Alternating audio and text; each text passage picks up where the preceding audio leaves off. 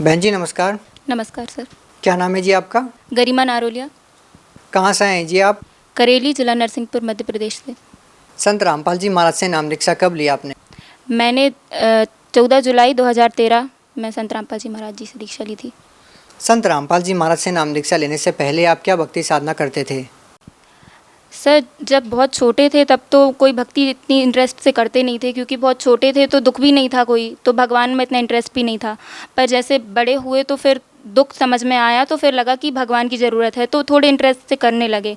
मैं ब्राह्मण फैमिली से बिलोंग करती हूँ, तो हमारे यहाँ पे बहुत ज़्यादा कर्मकांड होता था, मतलब हवन वगैरह और मूर्ति पूजा बहुत होती थी, तो मैं भी उनके साथ लग जाती थी हवन में और सब कुछ में। और ऐसा है कि एग्ज़ाम के टाइम या रिज़ल्ट के दिन भगवान को याद कर लिया, बस इससे ज़्यादा कुछ नहीं करती थी बहुत छोटे में। हाँ, फिर मम्मी पापा बहुत ज़्यादा पूजा करते थे। वो नर्मदा जी को भी बहुत मानते थे और नवरात्रि के व्रत भी रखते थे, सारे पूजा करते थे। हमारे घर में मतलब जो रूम था एक, वो पूरा भगवान के लिए था, सारे प्रकार के भगवान वहाँ पे थे, उनका अभिषेक भी होता था और पूजन भी होती थी, और हम लोगों को भी बोलते थे कि आप भी इनकी पूजा करो।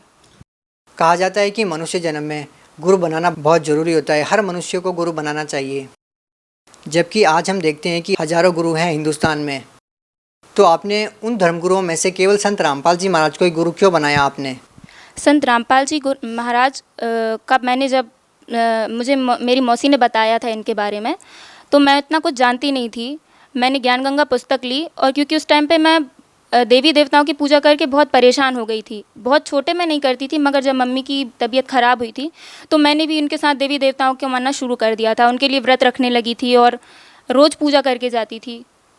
पापा मम्मी दोनों, मतलब जहाँ पे जाते थे हम लोग के यहाँ पे दुर्गा पाठ होता था, मम्मी की तबीयत के लिए कुछ भी होता था, तो मैं पूरे सेवा भाव से इसीलिए करती थी कि शायद इससे कुछ लाभ हो जाएगा। पर जब शक्ति माता जो हम लोग की कुलदेवी हैं, तो उनने भी बोल दिया था कि मैं इनकी रक्षा नहीं कर पाऊँगी, ये मेरे बस के बाहर हैं, तो मेरे मन से बिल्कुल भगवान हट ही गए थे कि मतलब हम तो इनके लिए दिवाली भी बनवाते हैं और नवरात्रि में इनकी पूजा भी करते हैं, और अब जब यही हमारे लिए हाथ खड़े कर देंगे तो हम कहाँ जाएं। फिर मुझे लगा कि शायद गुरु होने ज़रूरी हैं। मैं बहुत छोटे में मेरे नाना जी हैं हंसा देश से जुड़े थे, उनसे भी बोलती थी कि मुझे गुरु बनवा दीजिए, पर वो उन्होंने बोला कि आप बहुत छोटी हो अभी।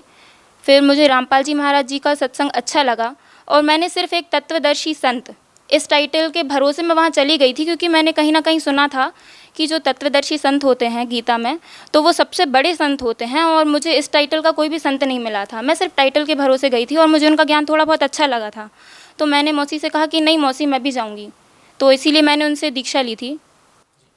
संत रामपाल जी महाराज से नाम दीक्षा लेने के बाद आपको और क्या लाभ मिले? मुझे ऐसे तो बहुत सारे लाभ हुए हैं, पर मैं आपको कुछ मेन बताती हूँ। ये मम्मी जी हैं मेरी, और 2003 से, मतलब जब हम लोग नए घर में शिफ्ट हुए, तभी से इनकी बहुत ज़्यादा तबीयत धीरे धीरे ख़राब होना शुरू हुई। पहले तो हम लोगों ने इतना नॉर्मल, मतलब ज़्यादा डीप लिया नहीं, फिर लगा कि इसका इलाज कराना ज़रूरी है, तो हम लोग ने बहुत जगह इलाज भी कराया। कोई डॉक्टर ने कोई बीमारी नहीं बता पाए कोई एक प्रॉपर, सब एक्सपेरिमेंट ही करते रहे। कोई ने बोला कि इनके पैर की हड्डी बढ़ रही है तो वहाँ इंजेक्शन लगेंगे, फिर कोई डॉक्टर बोलता कि नहीं, इनके जो बैकबोन है उसमें गैप है तो उसमें टीके लगेंगे। कोई कुछ बोलता, कोई कुछ बोलता। इलाज सब करने को तैयार होते थे, पर बीमारी कोई नहीं बता पाता था कि इनको हुआ क्या है।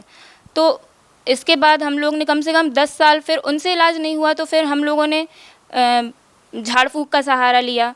जो चीज़ें नहीं भी करने को दिल करता था हम लोग वो भी करते थे, इस आशा में कि शायद इससे ठीक हो जाएगा मतलब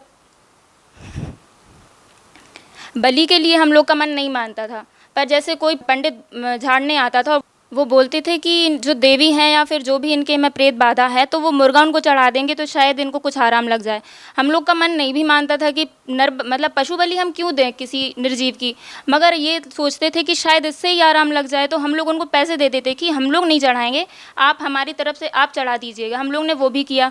उसके बाद हम लोगों के घर में दोष बता दिया कि आप लोगों ने जहाँ पे प्लाट लिया है वहाँ पे जिनका प्लाट था उनके कुल देवता हैं, तो वो आपसे स्थान मांग रहे हैं, तो आप इनको स्थान दो। कोई बोलता कि नीचे देवी की बहुत पुरानी मूर्ति गड़ी हुई है तो इसकी पूजा होगी। हमारे घर में इतने खीले ठोके उन्होंने, और आके और कोयले से हवन करते थे, पूरा घर काला हो जाता। बहुत बहुत झाड़ फूँक, यहाँ तक नहीं बोलते थे कि आपके पैतृक गाँव में पैतृक जो आपका घर है वहाँ पे आपका दोष है। तो वो वहाँ पे भी गए, वहाँ पे भी झाड़ फूँक करके, और कोई नहीं बोलता था कि इनको कुछ नहीं है। हाँ, इनको प्रेत बाधा है, इनको बीजासेन देवी हैं, मतलब सब अपने तरीके से सब बताते थे इलाज, मगर उनका कोई प्रॉपर आराम नहीं लगता था। और फिर किसी ने बता दिया कि 5 बील के पत्ते, 5 गुलाब के पत्ते, 5 ये पत्ते वो पत्ते, इनका मिला के घोल पीना तो तुम्हारी तबीयत ठीक हो जाएगी। उससे इनको आराम तो लगा नहीं। इनकी आंखों में इतनी सारी दवाइयाँ खाने के बाद इन्फेक्शन और हो गया, धीरे धीरे इनकी आंखों की रोशनी कम होने लगी। तो इनको यही लगता था कि बच्चे छोटे हैं और गृहस्थी कच्ची है, तो हम इलाज का इतना करा नहीं पाएंगे। इन्होंने पहले हम लोग को बताया नहीं कि मेरी आंखों में दिखने में प्रॉब्लम है, ये छुपाती रहीं। धीरे धीरे करके वो इतनी बढ़ गई, इनकी आंखें लाल हो जाती थी, तड़कती थी, दिन भर सोती रहती थी। कोई रिश्तेदार हम लोग का काम करने नहीं आता था। हम लोग बस मैं, मेरा भाई और पापा सब मिलके घर का काम करते थे। जिस हालत में हम लोग छोड़ के जाते थे मम्मी को, मम्मी शाम को उसी हालत में मिलती थी। खाना तीनों मिलके बनाते थे। इतना सब करने के बाद भी इनकी फिर आंखों में इतना इन्फेक्शन बढ़ गया कि जबलपुर में डॉक्टर स्थापक ने बोल दिया कि इनकी तो अश्रु नली है वो एक तरफ की तो पूरी सूख गई है। आपको दूसरी आंख बचाना हो तो इंडिया का सबसे बड़ा hospital eye care centre Shankar Nethralaya Chennai में है, वहाँ ले जाओ, आपकी बच जाए आँख तो एक बच सकती है, बाकी एक तो शायद ही बच पाए। तो हम लोग उस दिन तो रात में हम लोग ने किसी ने खाना नहीं खाया कि इतना सब करने के बाद हम लोग के साथ गलत पे गलत होता जा रहा है। वहाँ पे गए तो इनको साइन करा के किडनी सोलॉन, जो कि मतलब हड्डियों के लिए जहर बताया गया है, उसको साइन करा के देते हैं कि यदि आप इसके बाद बचते हैं तो बचते हैं, लास्ट स्टेज रहती है, इसके बाद कोई ट्रीटमेंट रहते ही नहीं है डॉक्टरों के पास। वो इनको दिया गया। इसके बाद उनकी आँखों में मोतियाबिंद हो गया, दोनों आँखों में। एक आँख में हुआ, फिर एक का ऑपरेशन कराया, फिर उसके बाद तो एक का ही करा पाए थे, फिर मैंने नाम ले लिया। इतनी सारी पूजा कराने के बाद भी, तांत्रिक विद्या कराने के बाद भी हम लोग को लाभ तो नहीं मिलता था, ऊपर हम लोग धंसते ही जा रहे थे। पापा की जितनी सैलरी आती थी सारी मम्मी के इलाज में चली जाती थी, और ना वो अपने ऑफिस को टाइम दे पाते थे, ना हम अपने स्कूल को, ना मम्मी घर को। हम लोग का मतलब परिवार पूरा एक इंसान की बीमारी में पूरा परिवार बर्बाद हो रहा था। इतने सारे डॉक्टरों को दिखाया, तांत्रिकों को दिखाया, जो उन्होंने बताया वो किया भी। सबको दिखाने के बाद भी कोई इलाज, कोई आराम नहीं मिला मम्मी को। फिर उसके बाद संत रामपाल जी महाराज जी से नाम दीक्षा लेने के बाद फिर हमारे घर की सारी दिक्कतें दूर हो गई। सबसे पहले मम्मी को आराम लगने लगा, और उसके बाद जितनी भी फाइनेंशियल कंडीशन ख़राब हो चुकी थी मम्मी की बीमारी में, वो भी धीरे धीरे ठीक हो गई थी। क्या नाम है जी आपका? अनीता नारौली। कहाँ से आए जी आप? MP से। जैसा कि आपकी बेटी ने बताया कि आपको इतनी सारी जो प्रॉब्लम थी, आपने तांत्रिकों को भी दिखाया, डॉक्टरों को भी दिखाया, बहुत सारे संतों के पास आप गए, लेकिन कहीं पर भी आपको आराम नहीं मिला। और उसके बाद जब आप संत रामपाल जी महाराज के पास जाते हैं तो आप ठीक हो जाते हैं। क्या ये सही है? जी सही है। इतने सारे डॉक्टरों को दिखाने के बाद, इतने सारे संतों के पास जाने के बाद आप वहाँ पर ठीक नहीं होते हैं, तो फिर आप संत रामपाल जी महाराज से नाम दीक्षा लेने के बाद कैसे ठीक हो सकते हैं? आपको क्या लगता है? उनके मंत्रों में शक्ति है, मंत्रों का जाप करने से धीरे धीरे आराम लगने लगा। अच्छा, आपसे एक और बात पूछना चाहेंगे कि संत रामपाल जी महाराज जी से निसंदेही वो व्यक्ति नाम लेता है जिनको शारीरिक पीड़ा होती है, शारीरिक समस्याएं होती है, जो आध्यात्मिक लाभ प्राप्त करना चाहता है, वही व्यक्ति संत रामपाल जी महाराज जी से नाम दीक्षा लेते हैं। हम आपसे जानना चाहेंगे कि संत रामपाल जी महाराज से नाम दीक्षा लेने के बाद आपको और क्या लाभ मिले? और जैसे ही मैं नाम दीक्षा लेके आई थी, मैंने जुलाई में नाम दीक्षा ली थी, और राखी का त्यौहार था। मैं राखी तो बांधने से मैंने मना कर दिया था कि मैं राखी अब किसी को नहीं बांधूंगी, पर मेरी बुआ जी आई थी गांव से, तो उन्होंने बोला कि ठीक है तुम नहीं बांधोगी तो भी चलो मेरे साथ गांव चलो, वहाँ पे दादी से मिल के आ जाना। तो बरसात का टाइम था और पहाड़ी नदियाँ बहुत रहती हैं हमारे गाँव में, तो हम लोग जा रहे थे। जाते टाइम एक पुल था गहरा, उससे होके जाते हैं, तो वहाँ पे पहाड़ी नदी आ गई थी। तो बस वालों, जैसे बस की बॉडी ऊपर होती है, तो बस वालों ने तो अपनी गाड़ी निकाल ली। गाड़ी मेरा भाई ड्राइव कर रहा था, वो भी मुझसे 3 साल ही बड़ा है, कोई ज़्यादा बड़ा भी नहीं है, तो उसने भी उसकी देखा से कि गाड़ी तो निकाल ली। और जैसे ही हम लोग गांव गए, वहाँ पे थोड़ा आधे घंटे का टाइम लग गया हम लोग को। लौटे तो फिर वो नदी इतनी बढ़ गई थी कि हम लोग के सामने से गाय और बछड़े बहते जा रहे थे। कोई भी वहाँ पे मतलब पैदल और किसी भी तरीके से, बस वालों ने भी जाने से मना कर दिया था कि नहीं अब इसके आगे बस नहीं जाएगी, अब नदी बहुत बढ़ चुकी है, यदि हम जाएंगे तो हम बह जाएंगे। फिर भी उसके बाद क्या पता कि किस तरीके से लीला होनी थी परमात्मा की, हम लोगों के भाग्य में कुछ इस तरीके की दुर्घटना लिखी थी। मेरे भाई का दिमाग फिरा, उसने कहा ठीक है मैं गाड़ी निकाल के देखता हूँ। तो मैंने नाम लिया था। उस गाड़ी में मैं भी थी, मेरी चाची थी और हमारा पूरा परिवार था, बुआ जी भी थी, सब लोगों थे।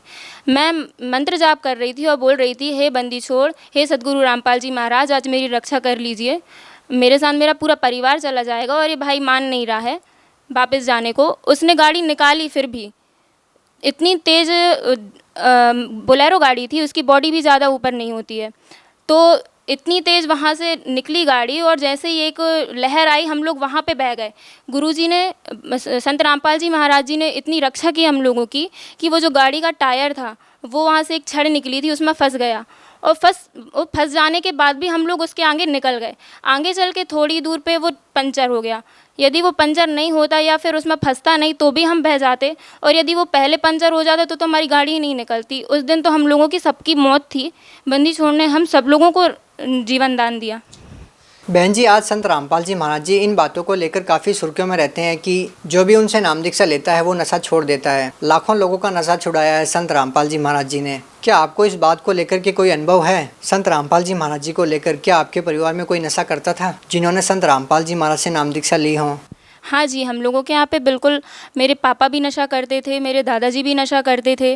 पापा जी सिगरेट भी पीते थे और तम्बाकू भी खाते थे और पत्ते भी खेलते थे। उसके कारण मम्मी पापा की कई बार झगड़ा भी हो जाता था, पर फिर भी वो छोड़ते नहीं थे। उनने कई बार भागवत में संकल्प भी कर लिया था कि मैं आज से तम्बाकू नहीं खाऊंगा, पर फिर भी उनकी संकल्प करने के बाद भी वो एक दो दिन छोड़ जाते थे और फिर उसके बाद फिर से खाने लगते थे। उनको प्रॉब्लम हो जाती थी गैस की, तो उसके कारण हम लोग के घर में लड़ाई भी होती थी। मेरे दादाजी की उम्र 80 साल हो गई थी। उन्होंने 4 साल की उम्र से तंबाकू खाना शुरू किया था, पर उन्होंने भी नर्मदा परिक्रमा में कई बार तंबाकू छोड़ी। वो खुद से कोशिश करते थे, उन्हें समझ में आता था कि ये गलत चीज़ है, पर आदत पड़ जाने के कारण वो लोग छोड़ ही नहीं पा रहे थे। उसके बाद जब से उन्होंने संत रामपाल जी महाराज जी से नाम दान लिया, तब से उनकी भी उसी दिन से तंबाकू छूट गई। वो कुछ नहीं खाते। आपके पापा जी? मेरे पापा जी भी अब कुछ नहीं खाते। पहले तो वो भक्ति में भी मुझे करने नहीं देते थे, पहले मैंने ही नाम लिया था अपने। क्या आपके पिताजी ने भी बिल्कुल नशा छोड़ दिया? हाँ, पूरी तरीके से उन्होंने नशा छोड़ दिया है और वो भक्ति करते हैं। क्या अब वो बिल्कुल नशा नहीं करते? बिल्कुल नहीं, किसी को लाके भी नहीं देते हैं। इतने सारे लाभ मिले हैं आपको संत रामपाल जी महाराज से नाम दीक्षा लेने के बाद, आप भगत समाज को क्या संदेश देना चाहेंगी? भगत समाज से मैं निवेदन करना चाहूँगी हाथ जोड़कर कि जो अपना पैसा इतना सारा और अपना टाइम, मानव जीवन का अमूल्य समय, ये नकली संतों के पास बिना किसी ठोस ज्ञान के व्यर्थ करते हैं और ये झाड़ा फूकी या फिर कुछ में भी अपनी बीमारी का इलाज ढूंढते हैं, तो आप लोगों से तो निवेदन है, आप लोग भी समझते होंगे कि पैसा हर बीमारी का इलाज नहीं है। हम लोगों ने तो पैसा पानी की तरह बहा के देख लिया था, झाड़ फूक में भी सब कहीं, पर आराम वहीं मिला जहाँ समर्थ की शरण में। संत रामपाल जी महाराज ऐसे संत हैं जो गीता से और वेदों से तत्व ज्ञान आपको सार पूरा छांट के बताते हैं। इसके पहले तो हम लोग गीता जानते भी नहीं थे। गीता में बस हम लोग को इतना ही पता था कि तूने क्या किया है, क्या लेके जाएगा, ये सब हम लोग को पता था। इसके आगे भी कोई ज्ञान है गीता में, ये तो हम लोगों ने ना कभी जानने की कोशिश की, ना किसी संत ने हमें बताया। वो बता देते थे उल्टी सीधी साधना, उनको करके कोई फ़ायदा नहीं हुआ। बहन जी, जिस तरीके से संत रामपाल जी महाराज जी ने आपके पिताजी का नशा छुड़वाया है, आपके दादाजी का नशा छुड़वाया है, और जिस तरीके से आपकी माताजी भूत प्रेत से परेशान थी और भी बहुत सारी बीमारियां आपके परिवार में थी और इन सब समस्याओं से निजात दिलाई, एक ऐसा संत जेल में है, अब सरकार से क्या कहना चाहेंगे इस बारे में आप? सरकार से मेरी यही प्रार्थना है कि संत रामपाल जी महाराज इतना परोपकार का काम कर रहे हैं, बिना नशा मुक्ति केंद्र के, बिना किसी के वो इतने लोगों का नशा छुड़ा रहे हैं, इतने दहेज निरोधी नियम उन्होंने दिए हैं अपने भक्तों को और वो दृढ़ता से मान भी रहे हैं। तो मेरा निवेदन है कि संत रामपाल जी महाराज जी को जल्द से जल्द रिहा किया जाए। बहुत बहुत धन्यवाद। सत साहिब।